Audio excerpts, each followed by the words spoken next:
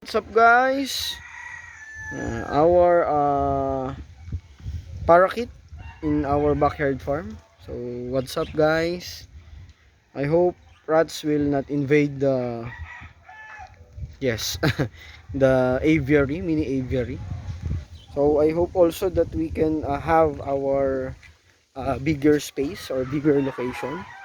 So what's up guys? Power.